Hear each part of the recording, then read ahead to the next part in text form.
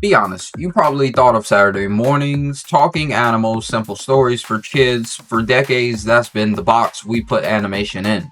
A colorful, harmless box meant for children. Well, today, we're going to smash that box into a million pieces because in Japan, an art form called anime has been creating stories so complex, so visually stunning, and so sophisticatedly deep that they don't just rival the best live action films and TV shows.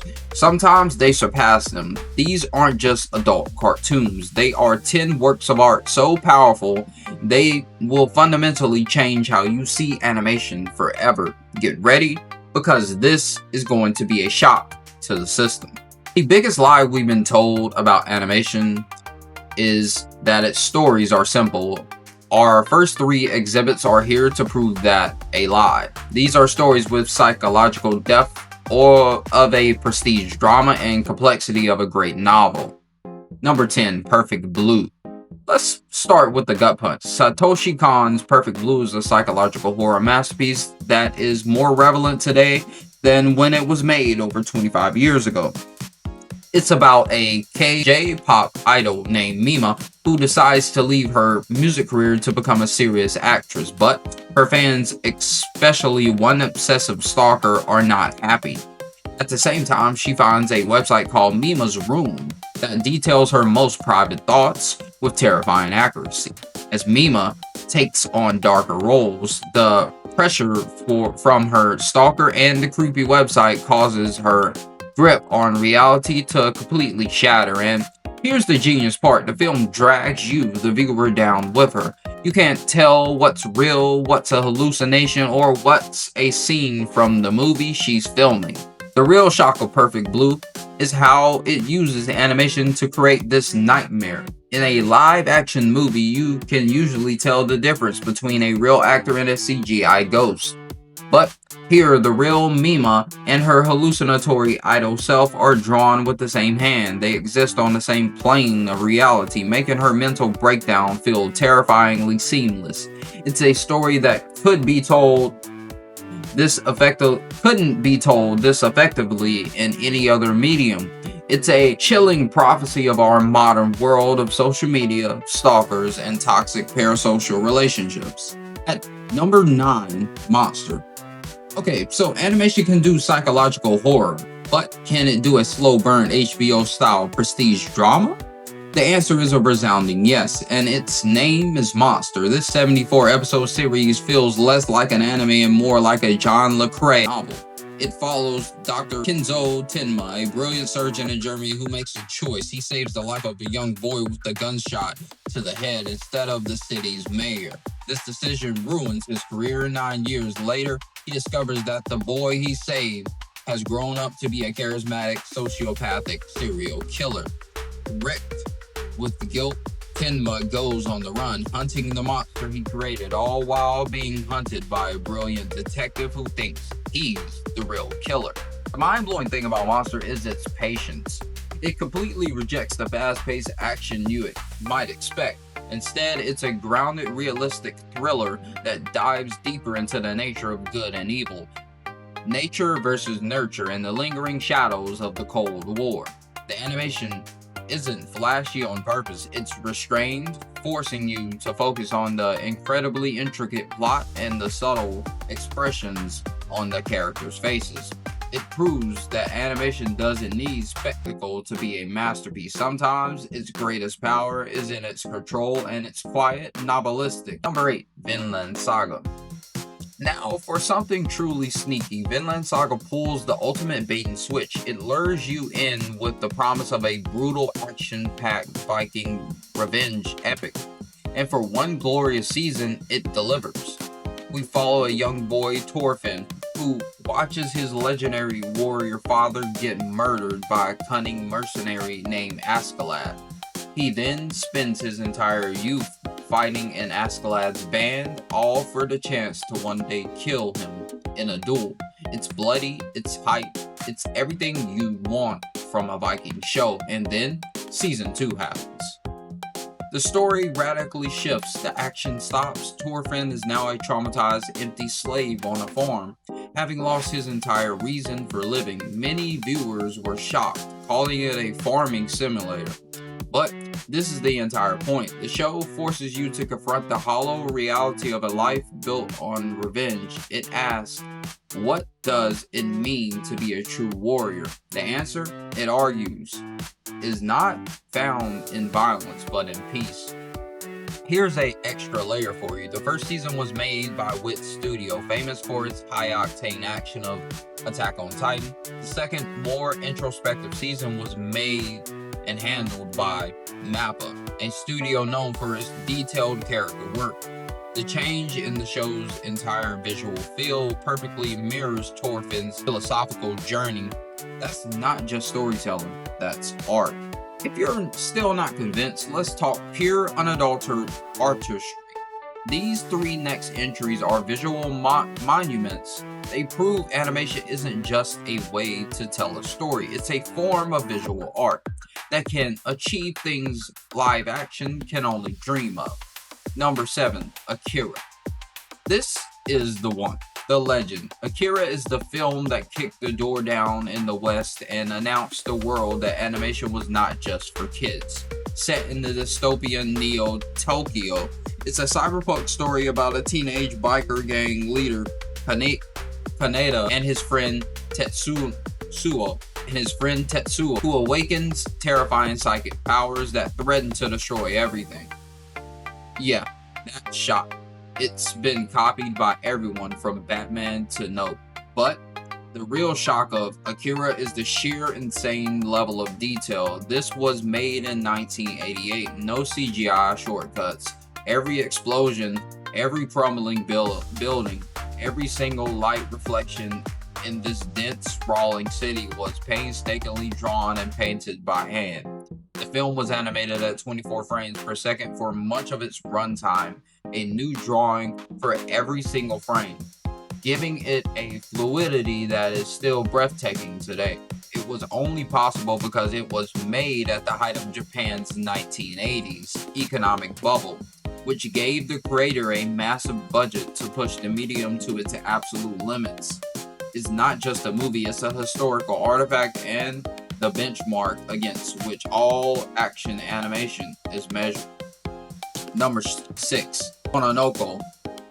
If Akira is the peak of cinematic realism, Mononoke is the avant-garde, experimental opposite.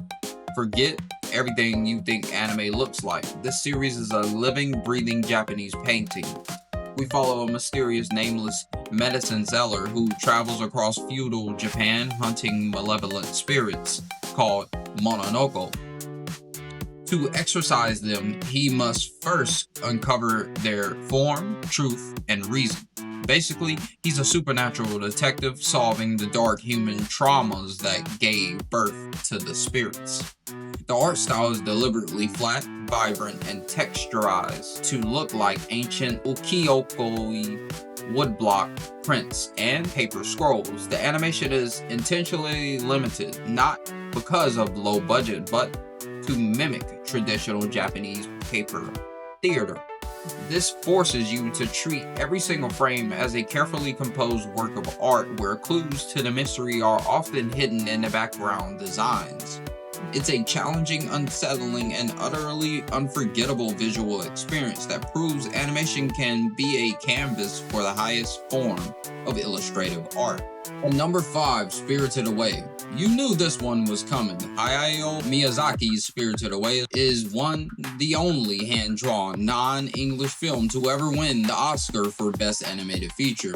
And while its world of gods and spirits is incredible, its true mind-changing power is in its small things. The story follows a young girl, Chihiro, who gets trapped in a world of spirits and must work in a bathhouse to save her parents, who have been turned into pigs. The magic here is in the mundane, the painstaking attention to detail of movements, the way Chihiro's posture changes as she gains confidence, the way she struggles to force-feed medicine to a dragon, a scene the animators researched by studying a vet opening a dog's mouth. In crowd scenes, every single character is individually animated, not just copy-pasted. This isn't just for show. This immersive realism grounds the fantasy world and makes its themes of environmentalism and consumerism hit that much harder. When a stink spirit is revealed to be a polluted river god, the garbage pulled from its body is animated with a tangible, disgusting realism that makes the message unforgettable. It's poetry in motion. Alright, we've seen that anime can tell complex stories and be visually stunning. Now we go deeper. These next 3 works are straight up philosophical texts that use animation to ask the biggest questions there are. What is consciousness? What is reality? What does it mean to be human? If you're enjoying this deep dive into the art of animation, do me a favor and hit that subscribe button. It helps the channel a ton and you won't miss our next video. Number 4, Neon Genesis Evangelion. This is the big one, the most debated, analyzed, and controversial anime of all time. Evangelion looks like a simple teenagers piloting giant robot to fight monsters show. It is anything but. It's a brutal deconstruction of that very genre, used as a vessel to explore clinical depression, trauma, and existential dread. Our hero Shinji Ikari isn't brave. He's terrified, anxious, and crippled by the neglect of his manipulative father. The show famously uses concepts like Hedgehog's dilemma, the idea that the closer we get to others for warmth, the more we hurt each other with our spines. The show famously uses concepts like Hedgehog's dilemma, the idea that the closer we get to others for warmth, the more we hurt each other with our spines, to explore the plane of human connection. The director Hideaki Anno openly channeled his own years-long battle with depression into the work, giving it a harrowing authenticity.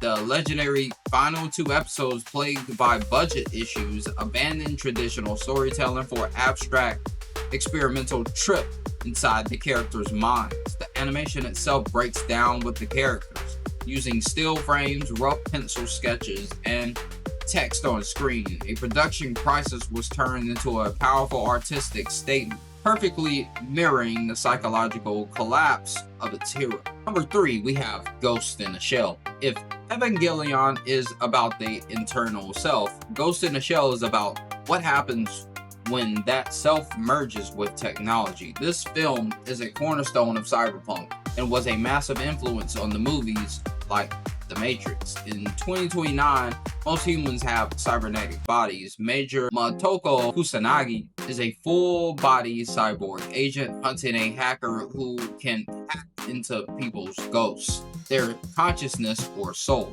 This leads her to question her own humanity. If her memories can be altered and her body is manufactured, is she even real? The shock here is the film's unapologetic intellectualism. It's a slow, atmospheric, and dialogue-heavy film that prioritizes philosophy over action. The shock here is the film's unapologetic intellectualism. It's a slow, atmospheric, and dialogue-heavy film that prioritizes philosophy over action.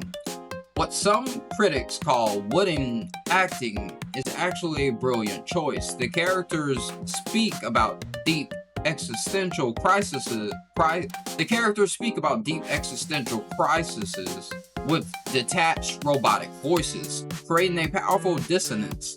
It constantly forces you to ask, where does the self reside? In the consciousness, the ghost, or the artificial body, the shell. It's a film that was asking questions in 1995 that we are only now beginning to grapple with in our hyper-connected worlds with AI. And number 2, Serial Experiments Lane. This one is not a movie, it's a warning. Made in 1998, before social media, before the idea of a digital footprint, Serial Experiments Lane is a terrifying precedent nightmare about the internet. A shy girl named Lane gets an email from a classmate who recently committed suicide. The email says she hasn't died, but has simply abandoned the flesh. To live in the wired, a global network like the internet, this pulls Lane into a surreal world where the lines between digital and the physical completely dissolve. This show predicted it all. A fractured online persona, digital connection leading to deeper isolation, the spread of misinformation, and the erosion of objective reality. Its visual style is stark, minimalistic, and deeply unsettling, creating a palpable sense of paranoia and loneliness. The production itself was a hybrid of traditional hand-drawn animation and new digital techniques, a perfect metaphor for the show's theme of the analog and digital worlds bleeding into one another. Watching it today feels like a sci-fi and feels less like a sci-fi and more like a documentary on the modern condition. We've seen anime that are complex, artistic, and philosophical.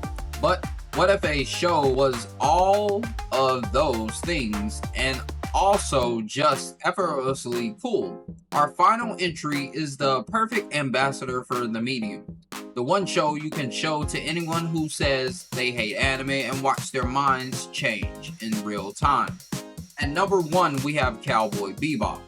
Cowboy Bebop is a genre-bending masterpiece. It's a space western, a film noir, a pulp sci-fi adventure, and a jazz improvisation, all rolled into one. It follows a ragtag crew of bounty hunters, a former hitman, an ex-cop, a con artist, a genius hacker, and a data dog drifting through the solar system trying to make a buck, all while being haunted by the ghosts of their past. The shock of Bebop is its sheer, undeniable quality. The characters are unforgettable, the writing is sharp, the world building is incredible, and the legendary soundtrack by Yoko Kanno is one of the greatest of all time. Its English dub is so good, many fans consider it the definitive version.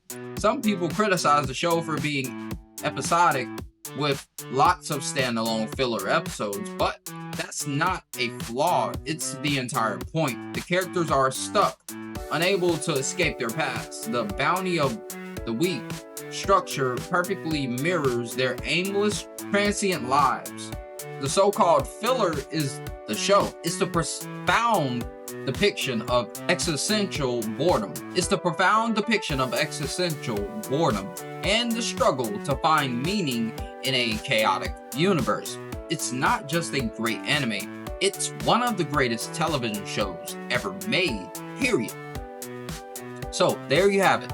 10 pieces of evidence, 10 arguments against the idea that animation is just for kids.